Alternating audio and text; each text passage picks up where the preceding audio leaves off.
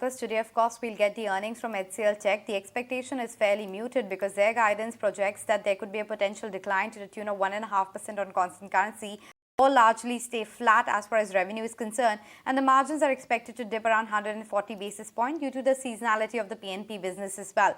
But the commentary and the FY24 guidance will really hold the key for HCL Tech today. But what has been the read-through so far of the IT earnings? Is the sharp decline that we saw in Infosys a structural problem, or is it just a one quarter, one company problem? Let's try and understand that better with Ankur Rudra. He's the Executive Director, Analyst Telecom and Technology at JP Morgan, joining us. Ankur, hi, pleasure having you here on ET Now.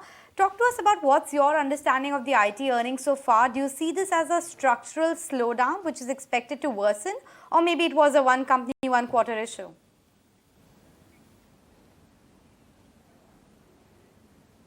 Hey, good morning. Thank you for having me.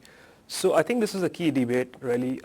What is the thing over here? We've seen a few weak prints coming through, and whether this is a cyclical blip or a structural, I think it is a very important debate.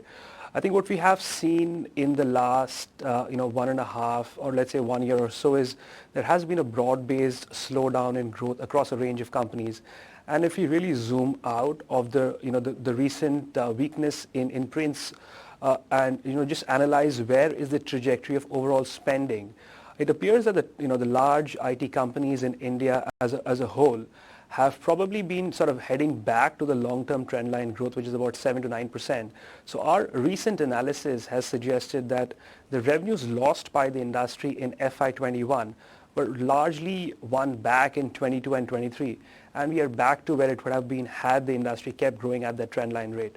So we just think this is probably more of a getting back to the trend line growth as opposed to necessarily only a cyclical impact on the industry. That's one part of the debate, but the other part of the debate, Ankur, is also the fact whether the weakness or the uncertainty is priced in or not. Your take on the valuations after the correction?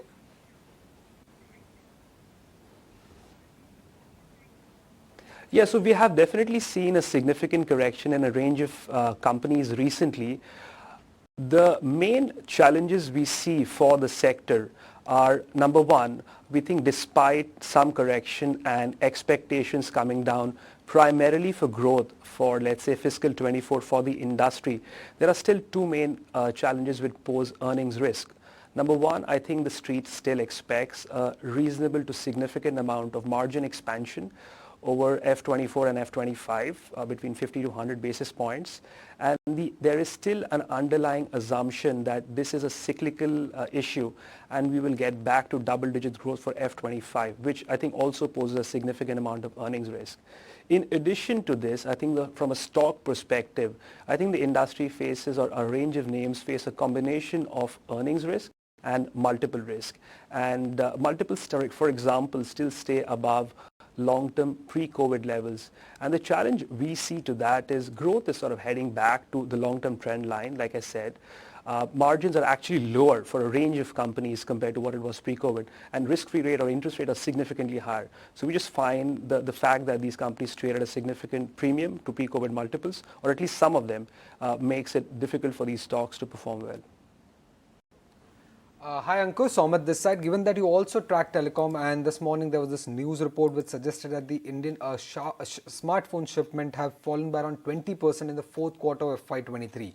Now this is despite the fact that 2022 was a low base. So how should we read into this? Does this mean that the 5G adoption has slowed down, or will the ARPU premiumization, that was one of the key factors that we were seeing for telecom companies for the past few quarters, that will not play out going forward?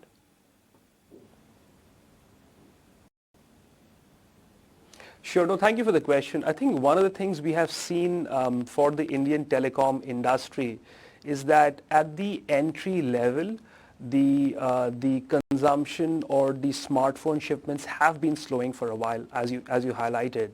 And this impacts the upgrade momentum, the feature phone to smartphone upgrade momentum that the industry was benefiting from. We think the affordability issue, thanks to increase in inflation, is definitely impacting that. Now, in our view, the 5G rollouts, which are obviously happening at a relatively rapid pace right now, is still more of a feature for the more premium end of the market, the mid to premium end.